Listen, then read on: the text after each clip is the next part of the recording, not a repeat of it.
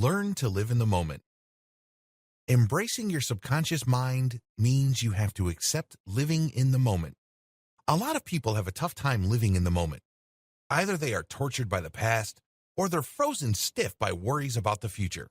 But if you want to have a chance at taking full ownership and control of your subconscious mind, you have to take control of it with the present in mind.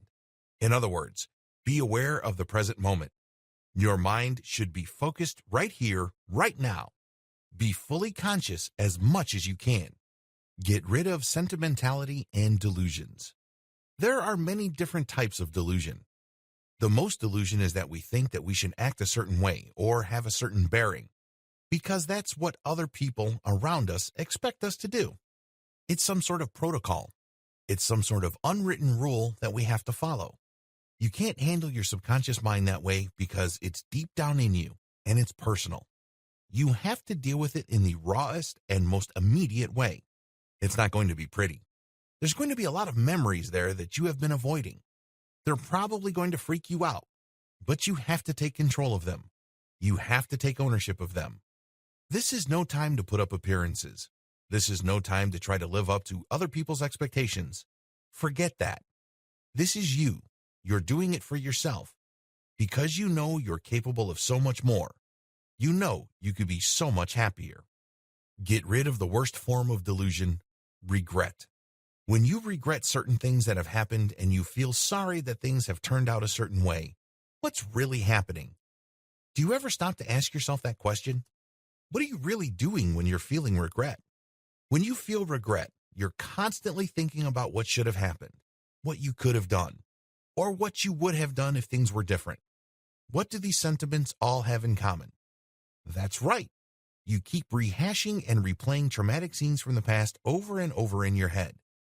That's like suffering a burn when you were a kid and then burning yourself again and again every time you remember that incident. A lot of people who go through regret are thinking, well, when I do that, I'm actually thinking about solutions. I'm thinking about alternatives. I'm thinking about healing. No, you're not.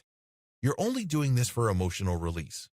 You're going through the motions, but you're not really doing anything tangible to free yourself from the tentacles of this nasty emotion. Do you see the difference? It's like you wanting to change the weather by choosing to chew gum. It doesn't make any sense. There's no connection, and the worst part of our regret is you're actually making things worse because those emotional wounds happened in the past. The past is never going to come back unless you allow yourself to get emotionally worked up about the past so it becomes vivid again. In many cases, it may have started out small or almost insignificant, but as you grew older, you started reading too many things into it, and you started blowing up its emotional impact. The end result? You're more miserable now about it. Stop doing this. Understand what you're doing. You're doing this for emotional release. However, that's not the solution. That's just as worthless as daydreaming. For example, you have a tough time paying rent. You have no money to your name. Every single day you almost get fired from your job, so you daydream about you becoming rich. You daydream about living in a big house with amazing cars and traveling all over the world. The daydream doesn't really solve your problem in the here and now, but it does give you an emotional escape. Who wants the sting and humiliation of the landlord knocking on your door demanding the rent? Who wants to hassle with the supervisor telling you that you're screwing up and you're just one step away from getting fired?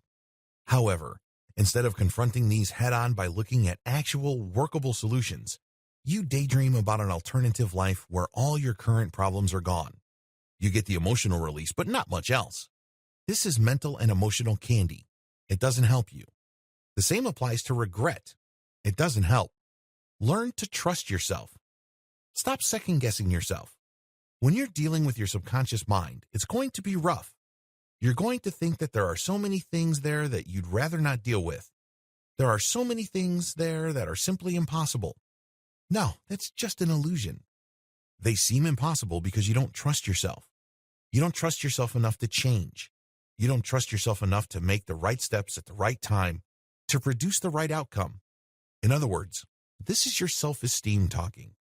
You have such a low view of yourself, and that's why you feel incapable. Other people have overcome that fear and tapped into their fullest mind. And that's why they live life to the fullest. If people can do that, why can't you? You're not much different from them. The only difference really is attitude. Catalog your subconscious mind. As I have said earlier, list down all your fears. List down all the things that are making you guilty. List down all the things that are making you anxious. List down all the things that are making you sad. List all the things that you think you remember that have a profound emotional impact on you. Also list down the crucial turning points in your life that led you to where you are. Now, once you have all this information, you're ready to come up with a circumstantial investigation of your subconscious mind.